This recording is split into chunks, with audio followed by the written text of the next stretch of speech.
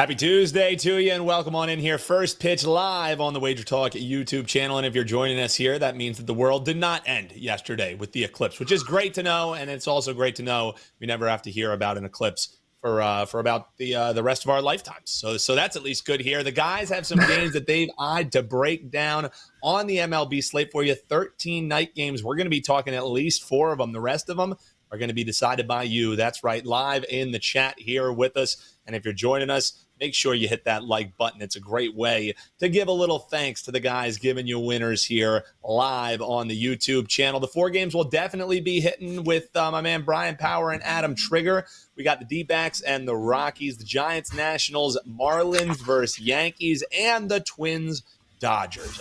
Only for you folks. Guys will be breaking down what's coming by the end of the show, but looking forward to chopping it up with our folks in the comments section. And also, we got a poll up, guys, that we'll get your guys' thoughts on throughout the show here. Which home dog would be worth an outright bet today? We got Minnesota getting the 160 against the Dodgers, Royals plus 112 against Houston, LA Angels against Tampa Bay at plus 110, and then St. Louis versus my Philadelphia Phillies. Yes, there's the obligatory mention at plus 120. So, guys, we'll be talking about that throughout the show, but let's start with what we actually planned on here, and we'll start with my man Bryan Power. D-backs, Rockies. The Rockies finally grabbed that 3rd win of the year yesterday, man, and it was resounding fashion. I mean, the balls were just flying out of the park last night. 7-5, the win. Any thoughts on this high total that we have sitting here in game 2? We get a repeat of night 1. What do you think? Well, look, Dan, you're not new to this sport, and let me just break it down this way, okay? High totals are always the norm at Coors Field. They're going to definitely be the norm this year because it's Coors, and it's a terrible pitching staff. Now, I get that this is sort of stretching the concept of a big game breakdown when we're talking D-backs and Rockies, but it is Trig and I after all. So somebody's got to hit the Rockies quota for the show. Yes. All right. But it is also the 6th head-to-head meeting already this season between these teams. 4 of the previous 5 have gone over. And as you alluded to, Dan, that includes last night here at Coors. Rockies win 7-5 as 150 money line underdogs. They had 13 hits in that game, but it wasn't easy. They had to hold on. Arizona leaves the bases loaded in the top of the 9th. Look, I think the D-backs are going to take a step back this year after winning the National League pennant in 2023. They've yet to win on the road this season, 0-4, but they are averaging 6 runs per game on the road. So offense hasn't been the problem. It's not going to be a problem tonight because they're against Cal Quantrill, who they've already seen once this season, scored 5 times off Quantrill in 5 innings back on March 29th. That was a game Arizona won 7-3, and Quantrill was not any better for the Rockies. His second time out, gave up 4 runs in 4 innings. That game, the Rockies lost 9-8 at Wrigley to the Cubs, obviously. And it's Quantrill's first time starting at home this year, but it's Coors, so not really an edge. 6.58 ERA, 6 previous appearances versus the D-backs, so I expect him to give up runs. I expect the Rockies bullpen to give up runs because they're horrible. 6.80 ERA, 1.89 whip. And opposing Quantrill is going to be Merrill Kelly. Second time this season these two have faced off. Kelly has pitched pretty well in the past at Coors, but don't be surprised if the Rockies get to him this time in their second chance facing him. Kelly, here's the deal. They've scored at least 6 runs in 4 of the past 5 games overall, have Colorado. So, I don't know. I think they'll put a crooked number on the board, and Arizona's bullpen's been bad as well, just like Colorado's. That's a lot of words to say what a lot of you probably already figured out. I am taking the over. I was worried this might go to 11.5, but it doesn't look like it's going to do that. I like the over at 11, Arizona and Colorado. Yeah, we see some differences in juice here and there, 5 cents, a couple of cents here and there. But yeah, 11 painted across the wagertalk.com live odds screen in that one. So, yes, a decent amount of words to get towards the over in Colorado. But it's apropos because with us, we got our man Adam Trigger, the man of many words that will always be breaking down each and every side of the game for you here. Trig, brother, how's it going, number 1 and number 2? Yesterday on the show, the guys were really making a case for the Marlins. A lot of the looks were first 5, and then they got burnt right around the 4th when the run started coming across. But the chat was loving a potential Marlins play on Eclipse Day. The guys on the show were breaking down, hey, this might be where the fish could maybe catch the Yankees sleeping. And didn't turn out so well. So in true Trig fashion, let's go back to the well, but let's do it on the run line. Give me a case for the fish here today, Trig. Yeah, so I didn't hate the Marlins yesterday either. It's just with really bad teams, and I'm not even sure that the Marlins are a very bad team. I didn't have them in the same sort of standing as like an A's or a White Sox or a Rockies that we just talked about. Like the bottom of the barrel teams, I just refuse to play anything other than +1.5 at a playable number. The Marlins weren't that coming into the year, so I think like you have to kind of go back to that a little bit, but also take into consideration that they are 1-10 to start the season. I mean, if you told me 10 days ago that I was going to be able to play Marlins +1.5 here with AJ Puck on the mound, a guy that I thought had some potential coming into the season on the road and get the extra at bat, it would have like 1,000% been a client play, maybe even a 5% play for me. But we do have to take into consideration what we've seen so far with the Marlins, and that's a -32 run differential. It's tied for the worst in the league. Just bad baseball, errors, things that are what I thought were a little bit uncharacteristic of this team. Certainly were uncharacteristic of this team last year when they made the playoffs. They weren't making those types of mistakes.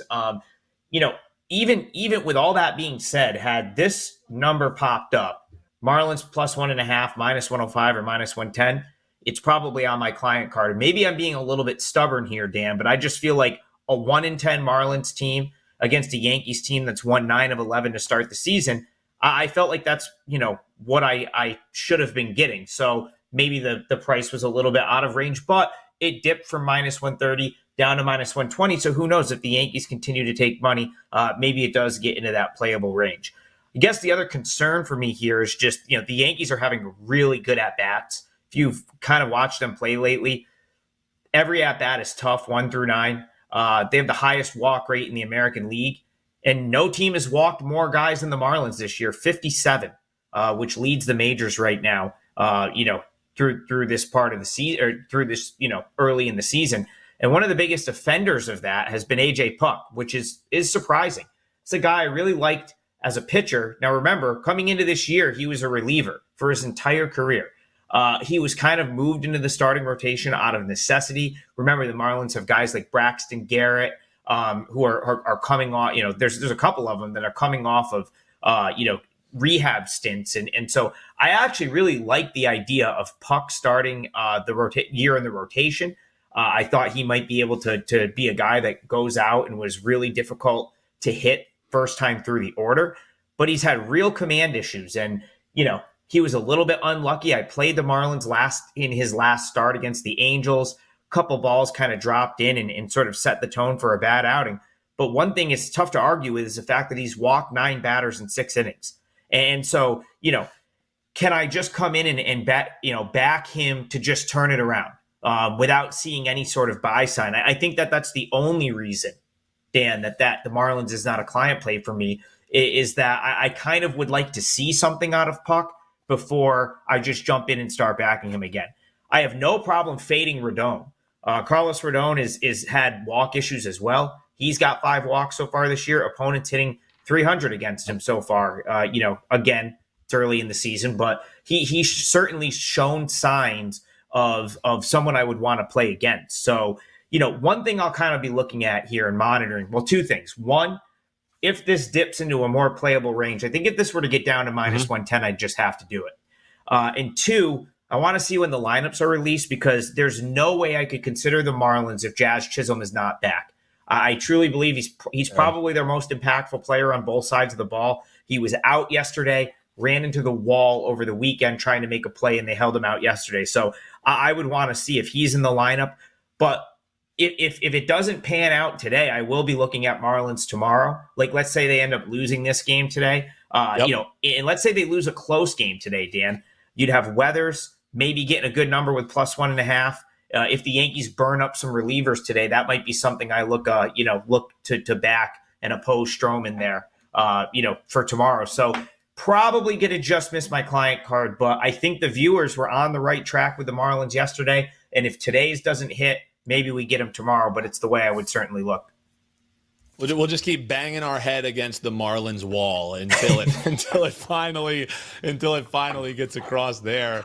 Yeah, I mean, and hey, for what it's worth, the 2 games that the Yankees actually did drop in their best 11 game start in quite some time, both of them were shutout losses. So hey, if you maybe want to be looking for the Marlins, probably no causation there, but potentially look towards the under if you think those 2 things can tie into each other there. Guys, we got some questions coming in here in the chat. We're going to get to as many games as we can here. The guys also have their best bets coming up here in the Giants and Nats game and Twins and Dodgers game. So stay tuned for that. Let us know what you're betting in the chat below. But the games that we possibly can't get to, or you just want some more information from some of our experts at Wagertalk, we have some other links in the description in the video right below us where you can get best bets in Cubs Padres. We got Mets and Braves up there, the Seattle game. Guys are posting videos all the time here, and it's more reason than ever to hit subscribe. And while you're down there hitting that and the little bell, give us a little like here for the guys on the video as well. Let's get going with some of these questions, though. Bryan, I'll start with you. We have Josiah Queen checking in and talk about some of these pee-pee, poo-poo, caca teams we like talking about here on First Pitch. He's asking here about the Rangers playing the A's. He's wondering, run line live with the Rangers. I know you guys love going contrarian with some of these ugly dogs, and maybe the A's haven't been as ugly as expected just because they've been so damn ugly, and that was the expectation. But any thoughts here in this Rangers and A's game? He's looking towards laying it on the run line. Well, first off, Dan, was that word that you said at the beginning, was that some sort of new advanced metric I've missed, some abbreviation? Yeah, I don't know what that poopy or whatever. Yeah, is that on forget your Fangraphs? whips. Yeah, forget your whips. Forget your over expected. It's pee pee poo poo caca. And that's how you determine which teams to bet on. Okay, gotcha. Trig, I think, is in alignment with this thought process. I don't really like to lay the 1.5 when a team is at home, even if they have an edge like Texas seemingly has against Oakland. So that was I just scratched through that game. I don't know if Trig has anything on it. It's a division game is another reason too. These teams kind of know each other. It's early. Oakland is bad, but they're going to win some games. So I don't know. I stayed away. That's not one that I want to lay 1.5 with. Texas at home. And Texas, I've said this before, I think is going to take a step back this year. I don't think they're going to be the same dominant team we saw. Obviously, there's only one way to go after you win the World Series, but I think there's going to be some regression this year, so I would not be looking to lay the 1.5 actually in that matchup today. Trig, you have any thoughts on that? I mean, the market, for what it's worth, we've seen some Oakland love in the market. This thing opened minus 220 on the money line for Texas, and we've already seen that tick down below 2 bills in some spots, circa one of the more notable ones that dipped down below that number. So any thoughts for you in that game, or should we just move on to some of these other questions? Well, I mean, I guess I'll throw this out there. The A's are on a 5-game plus 1.5 win streak right now. So they've covered the plus 1.5 now in 5 straight games. Back-to-back wins against the Tigers, and then they lost 5-4, 1-0, and 5-4. So their plus 1.5 run line's been a really good bet. I believe it's now hit 6 of the last 7, but 5 straight. I'm with Bryan. A couple things about the Rangers. I actually like this team. I like this Rangers team. As my dogs go nuts at something in the background, I apologize about that. Dogs barking today, probably boys. The mailman. I think the mailman might be here. I thought they were outside, so sorry about that. But they've got a bunch of guys banged up right now. So I think if you're going to get the Rangers and play against the Rangers, it's probably early. Like if you look at their roster and you look at the guys they have injured, I mean, they're going to potentially get a pretty good, almost a team worth of guys back at some point. I just saw Lorenzen. I watched his AAA start at Round Rock. He's probably coming back pretty soon. But guys like Malley, DeGrom, Scherzer, I mean, all varying levels of injuries. But Nathaniel Lowe, Josh Jung, there's a lot of guys that are contributors to this team that are out right now. And so right now, I think is the time to oppose the Rangers. Down the road, when they get healthy, I think they're going to be a scary team again. So in the context of this game, it'd be A's plus 1.5 or pass. I do love my road teams on the run line, as Bryan alluded to. Always more appealing if you're going to catch plus 1.5 with the road team, you essentially get the built-in extra at-bat, because the only way the Rangers are batting in the ninth inning is if they're tied or trailing. And I think we'd all take plus 1.5 in that scenario. So I guess I slightly lean A's, but not anything I would actually play tonight. That's Adam Trigger, WT.buzz/AT. Go ahead, BP. Yeah, and there's one more thing we need to add here with this specific matchup. It's not great situationally for the Rangers. They played yesterday while Oakland's off. They had Monday off. So that's something that I look at, too. I know Texas got this. They were at home yesterday, so there's no travel involved, whereas Oakland had to travel yesterday. But still, that's not a great situation, I think. And that kind of adds to, I think, Trig and I's consternation, if you will, for not wanting to lay the 1.5 here with the home team. Good word. Consternation. Whipping out the thesaurus, my man Bryan Power. I like it. I like it. There's one of those guys, behind me. Yeah, well done. Well done. You guys, you can check out these guys over at wagertalk.com, and you see below me, WT.buzz/deals. That's the page to go to if you want to see how you can save big. We got a great deal going on right now that you can get over a month of plays. So 30-day all access, and then you automatically get to add a 7-day all access on top of that. I mean, huge savings, over like almost $160 worth of savings on that one. So you can ride with guys, get over a month of action. Those are the kind of things that you see over at WT.buzz/deals. Back to the chat here, though, gentlemen. Lot of talk here about some love for the Astros. We got people saying, hey, the Stros have finally woke up. You got to love them today. People are talking first 5 on them as they're opposing the Royals. Trig, you're an expert on the Chicago White Sox. People are saying, hey, maybe there's some letdown after Casey got to beat up on the White Sox a little bit. So any thoughts here for you on this Houston and Kansas City game? For what it's worth, we're looking at 8.5. The total, and Houston pretty much consensus is going to be around like a minus 130 favorite. There's some lower around there, but any thoughts on this one? I'll tell you what, I'm not betting against Cole Reagans, so it would be Royals plus money Royals or pass for me. The plus 1.5 is unplayable in my opinion at minus 155, but you want to take a shot with the Royals at home. So Bryan just made a good point. You know, the Rangers and the Astros finished up their series yesterday. That's kind of a big series. Like, they played Sunday Night Baseball. That's actually an odd scheduling wrinkle. They played Sunday Night Baseball, and then they played again on Monday. But it's like Astros-Rangers has become kind of like a high-profile series down there and in that division, suddenly with the Rangers being good. Now the Astros have to turn around, go on the road. I'm not exactly sure why they pushed Christian Javier back, but I think there was a point in time where he was supposed to pitch yesterday, decided to push him off for today. But Cole Reagans for the Royals is nasty. Like, if you haven't seen this guy pitch yet, like, he's not the dude I'm trying to play against. The league doesn't know him very much. 16 strikeouts so far in 12.1 innings. His last start against the Orioles, 1 hit through 6, pitched into the 7th inning, 7 Ks, 1 hit. Took a no decision in that game, but he pitched really good. So I'm not, 0.89 whip so far in the season. I mean, Javier, we know he's good. Like, that, there's no secret there. But I guess I'd be a little concerned why they pushed him off a day this early in the season. So for me, it's Royals or pass. I'd roll the dice with plus 115 on the Royals. Any thoughts for you in that one, my man BP, Houston and KC?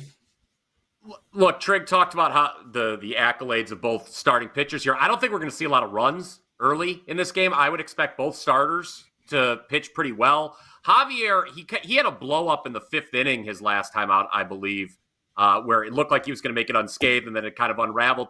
I would just think that maybe a first 5 under is the way to go here because, Reagans is really good. Javier, Trig brings up an interesting point. Why was he pushed back? Maybe they just liked this matchup better for him in the dugout for Houston. So I think this is going to be a low-scoring start with 2 very solid starters. That is kind of the only angle I could come up with looking at this one real quick. All right, guys, before we get to some best bets here, last one, we already talked a little bit about that Rangers game, but we haven't touched upon the Braves and the Mets, and Daryl Turner was checking in asking, anybody thinking about a first 5 in that one? So, BP, I'll throw it right back your way. As far as the Braves and the Mets go, anything standing out to you at that one? That one's going at 7:20 Eastern. We're looking at Atlanta about we'll call it the consensus minus 185 favorite, and the total ticking down from 10. We're seeing 9.5 painted in that one. But talking first five, anything jump out at you? First five, I would almost maybe want to take a shot with the Mets keeping it even. Obviously, the Mets had the win yesterday. The Mets are a team, I know everyone was like ripping on them after they lost the first game after they lost the first game of that doubleheader to Detroit. They were this one of only two winless teams. Everyone was burying them on Twitter. Their own announcers were burying them. Then they came back and won the second game. I don't think the Mets are as bad as they were made out to be. Yeah. Obviously, the Braves are a juggernaut. It's them and the Dodgers are 1A, 1B in the senior circuit. It's tough to go against the Braves, especially at home, and off a loss. They are 2-0 off a loss, Atlanta, this year, so that there is that. But I don't know. It might be worth a shot for the Mets to keep it even, or even grab the half run. Which obviously would be, you'd have to lay a little juice for that, but you have the benefit of it's tied, then you're a winner. Yeah, and I don't know if maybe that move is a little bit related to the potential weather there. I know they are checking, some heavy rain in the afternoon, so that game might end up being pushed back. And even if it does end up getting played on time, they're probably going to be looking at some light showers throughout the game, so definitely something to monitor. But still, even at 9.5, that seems a tick high to me. Before we talk best bets, Trig, anything else you want to close it down on this Mets and Braves game that's going this evening at 7:20?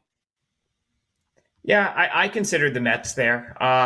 The plus 1.5 was a little bit pricey, minus 125. Like, I'm really trying to keep these to like minus 115 or lower. But if you remember, I was on the show last week when the White Sox were playing the Braves. Ronaldo Lopez was the pitcher, and that was the White Sox lone win of the season. And I kind of talked about Lopez and what the Braves are doing, and it's like he's kind of a placeholder right now. Like he's a veteran that is going to go out and give them a start every fifth day, kind of like 6 innings. He actually pitched pretty good in that game. 6 innings, just 1 run on 4 hits. I think it unraveled. I think the White Sox only won 3-2. So he pitched pretty good. But the point is, the Braves, at their AAA Gwinnett right now, are absolutely loaded with young pitching. Like, I have a feeling Lopez is just there to kind of try to bridge the gap until like June or so, because the Braves expect to win this year. Bryan already pointed out they're a contender. And I think Atlanta knows how good they are, and they're not trying to, they're content with playing at 70% in April and May. And if that means Lopez in the starting rotation for a couple months, so be it. So again, I don't really treat him like an elite starting pitching option. So for that reason, in this matchup, a guy like Hauser, he's a veteran. Like, he's going to go out and, give a good effort. He was good with the Brewers, and he's someone that I trust, like, not to really get blown up. And of course he comes from the Brewers. So the Braves, it's not like a situation with your typical Braves Mets game where the Braves have a ton of exposure to like an average Mets pitcher, which has seemed to be the case in a lot of these Braves Mets matchups, the last couple of years.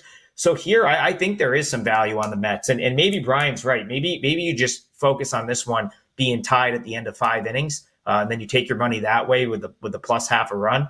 But again, someone was asking for underdogs. The Mets are a team that I think can play up.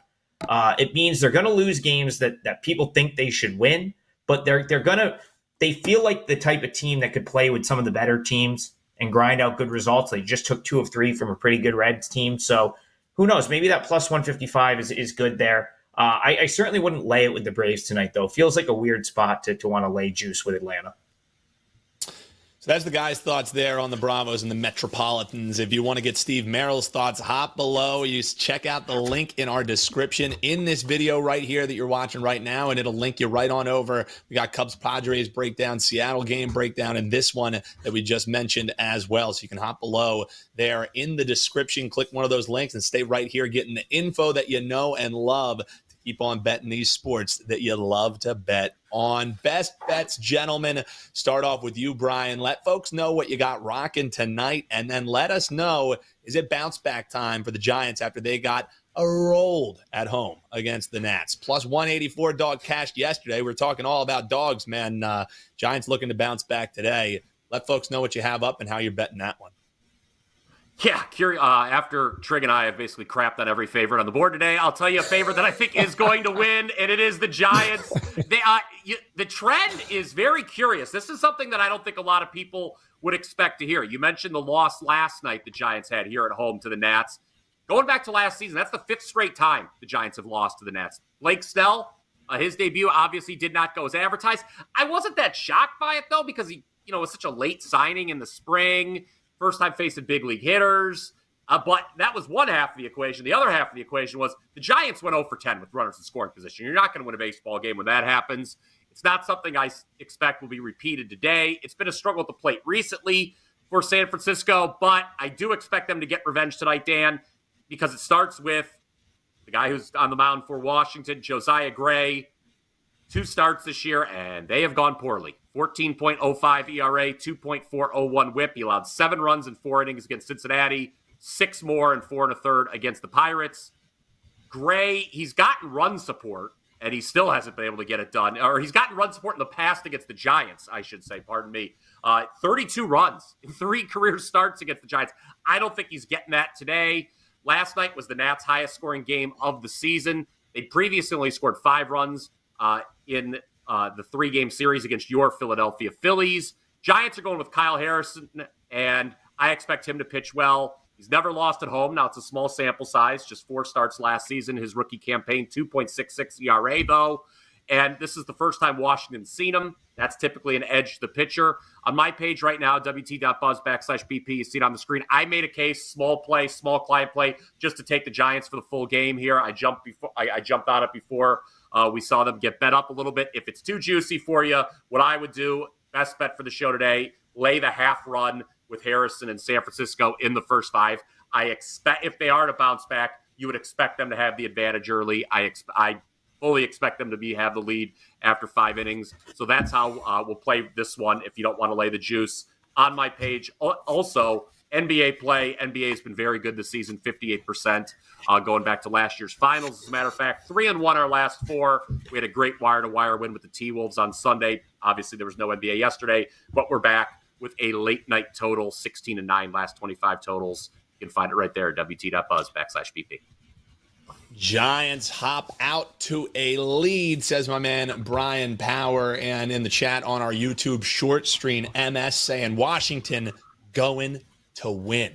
So MS opposing, but hey, Washington can win and we can still cash the first 5, laying the half a run line. That's fine with me. So that's what we have there in the YouTube Shorts chat. We appreciate you guys hopping below in the chat, whether you're dropping your plays, whether you're opposing our plays, or you're asking some questions. The guys appreciate it here. And while you're down there, make sure you hit that like button and give us a subscribe, folks. It's a great way to make sure you don't miss any of the content that goes live, like those links that are in the description below us. It'll always notify you when we have a new video, whether we're live or our single game videos that we're posting on an hourly basis across all the sports that you're looking to bet.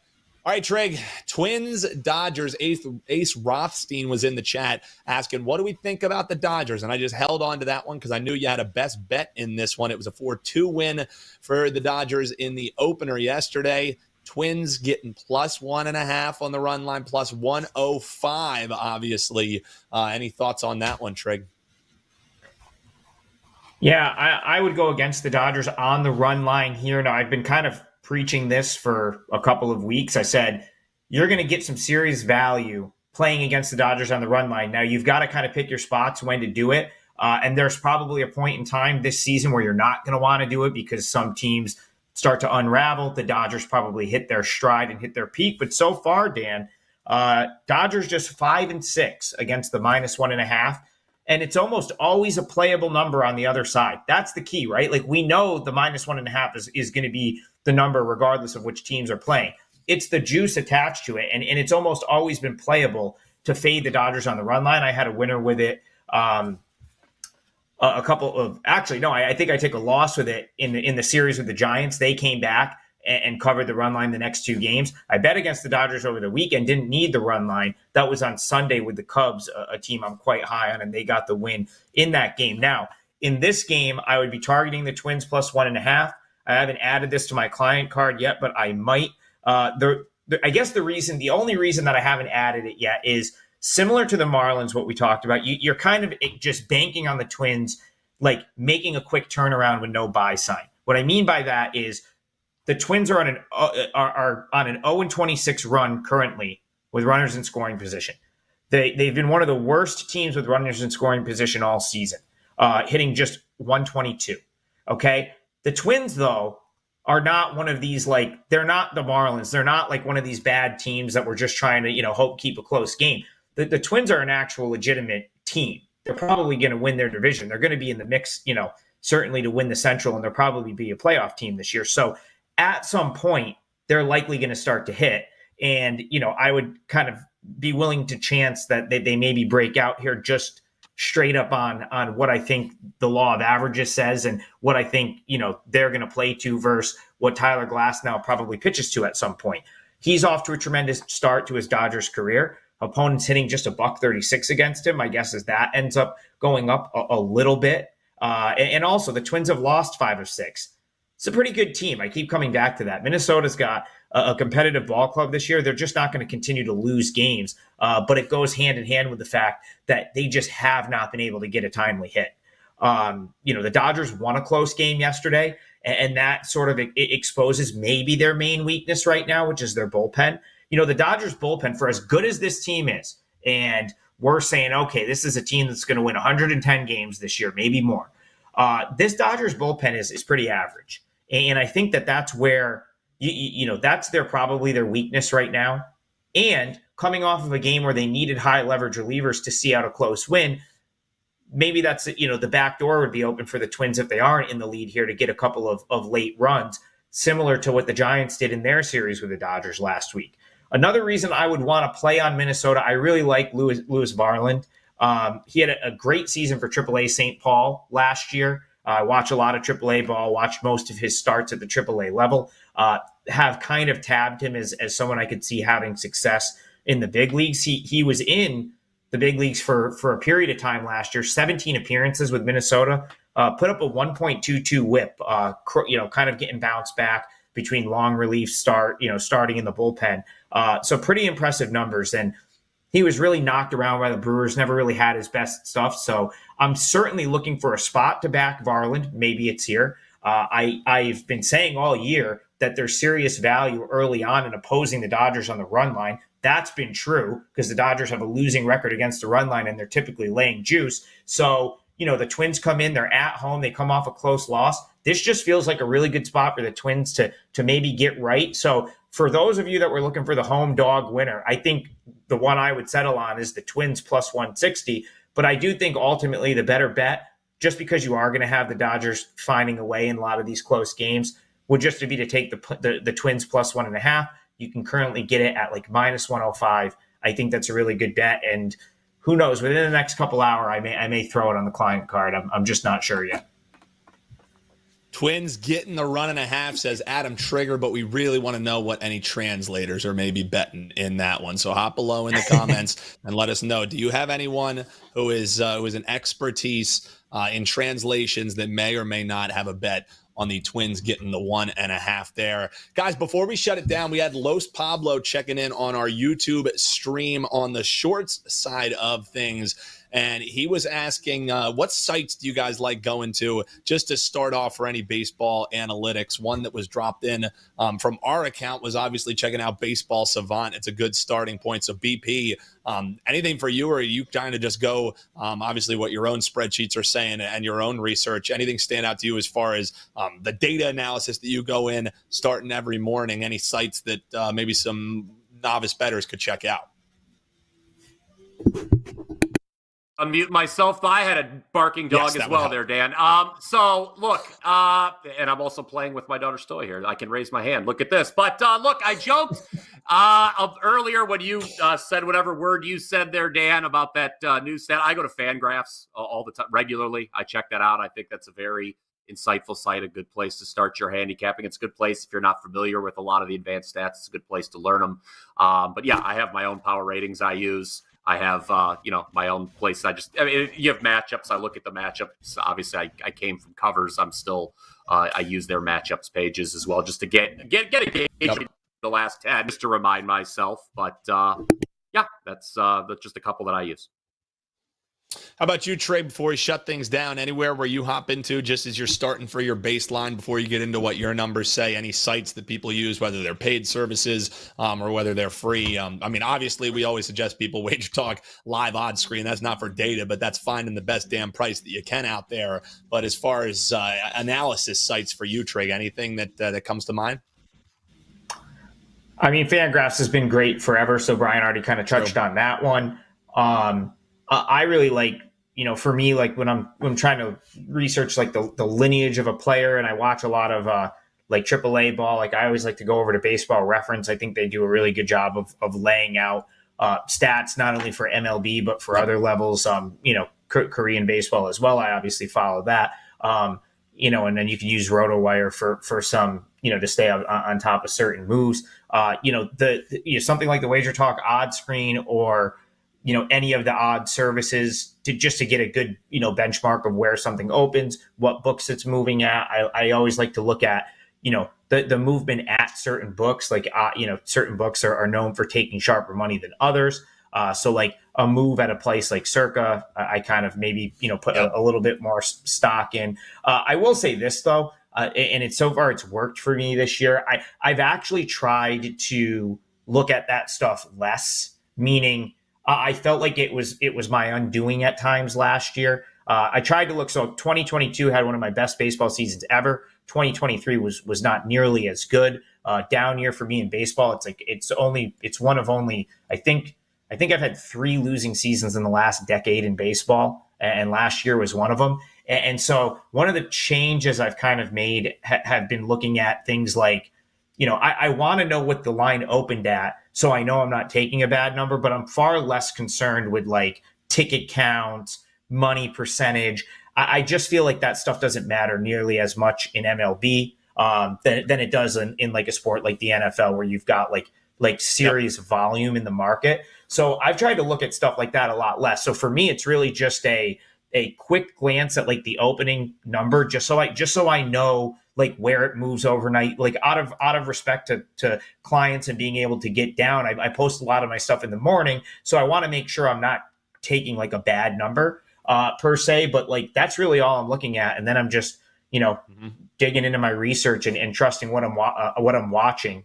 I guess what my advantage right now is I really do nothing with the NHL, nothing with the NBA, nothing with soccer. So I just watch baseball all day, every day. And I try to, I've been trying to just bank off of like what I'm seeing. A big thing last night, I cashed with the Reds. I watched Andy Ashby pitch at AAA Nashville last week. I knew he was in rehab mode and that he probably wasn't ready to throw a big league start. They kind of had to put him there because of an injury. And so I felt like that kind of led me to a 5% play on the Reds, which won. So that's really what I'm focused on. And I think it's going to yield better results than trying to just get too concerned with, why something's moved or ticket count money. It just hasn't sort of mattered in baseball as much.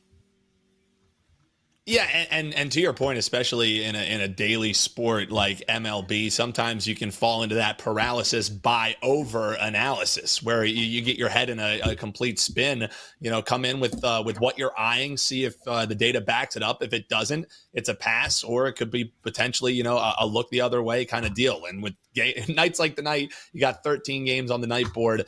No reason to twist yourself in knots over a grind season like baseball is. That's Adam Trigger, Bryan Power as well. The best bets for the guys. Trig was looking at the Twins getting the 1.5 at a plus money price against the Dodgers, and Bryan Power looking to lay the 0.5 run in the bounce back role for the San Francisco Giants.